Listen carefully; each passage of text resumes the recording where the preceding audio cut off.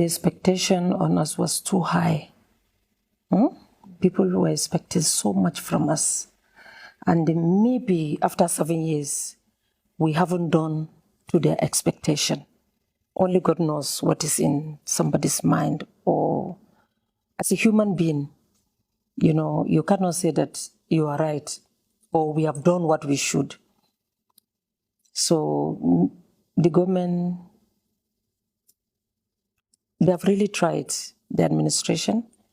They have done their best, but maybe it's still not the best to others. To them, they have done their best. So only God knows. So we must apologize to Nigerians, whether we have met up with the expectation or not. So in what areas do you think that they could have done better, maybe in your own opinion? I don't know, because my office, I run it like an NGO just to receive people. I'm not into government activities. My own is to support them either on health or education. I don't go into details of what they're doing. Do you think there's a chance that APC may not come back as the ruling party in Nigeria? Why did you ask that question? Of course, we'll continue. Of course, APC will win. By the grace of God.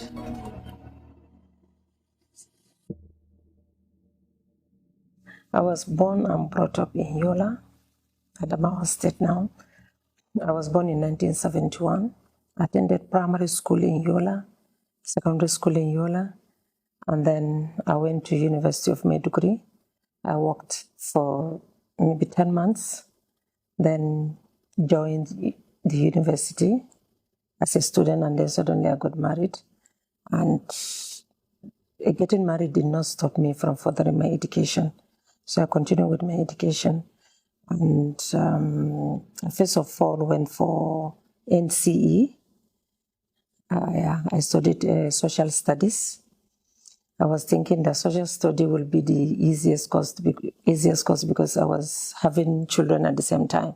So it happens to be it's so wide, vast, and quite much.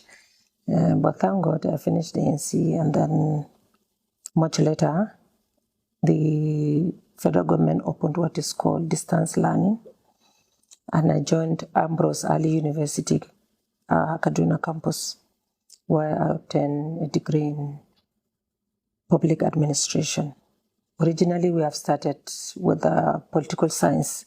The lack of enough lecturers, they decided to divert us to public administration, which is equally vast and broad, We touch a lot of fields like law, business, or everything.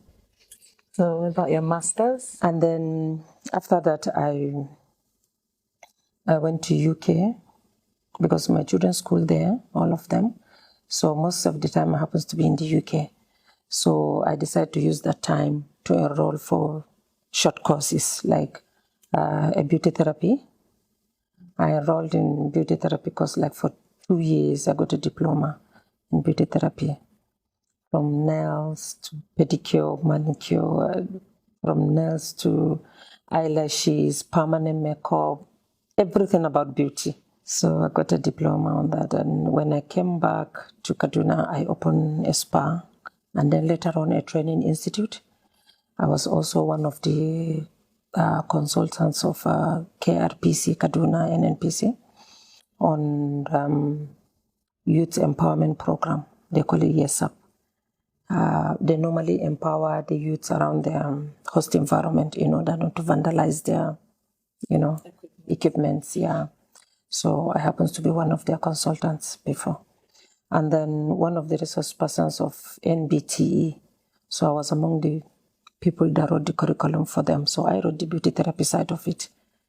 And then others took other courses like agriculture and so on.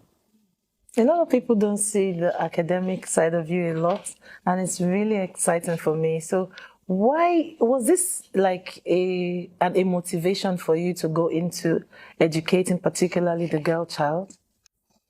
Yes, and also where we're born and brought up, including our great-grandparents were educated. So even when I got married, I think in our society that time, in our environment or the family or in Adamawa State in general, the least educated person may be somebody who has a secondary school leaving certificate. Okay. Yeah. So your motivation for educating, especially young people, where did it come from? Why did you pick interest in education?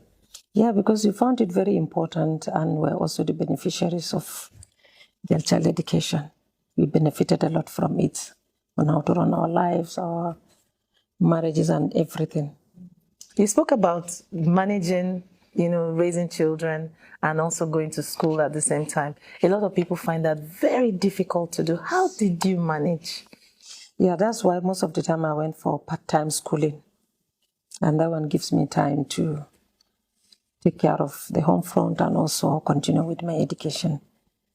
Yes, and after opening the spa and the beauty institute, I also, when India started enrolling civilians, were the second set that got enrolled.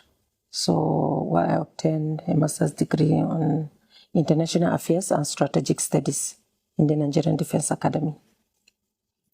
And then later on, I enrolled on online courses like codependency and so on.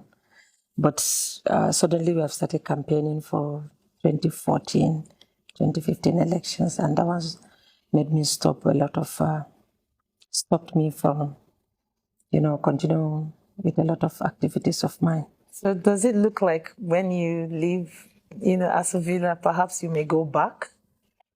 I think for now, I need rest, I need peace. I'm not talking about anything now apart from, having peace, having time with my children and grandchildren.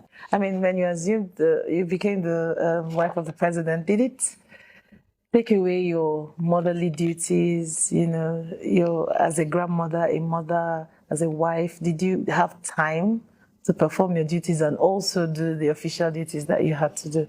Yeah.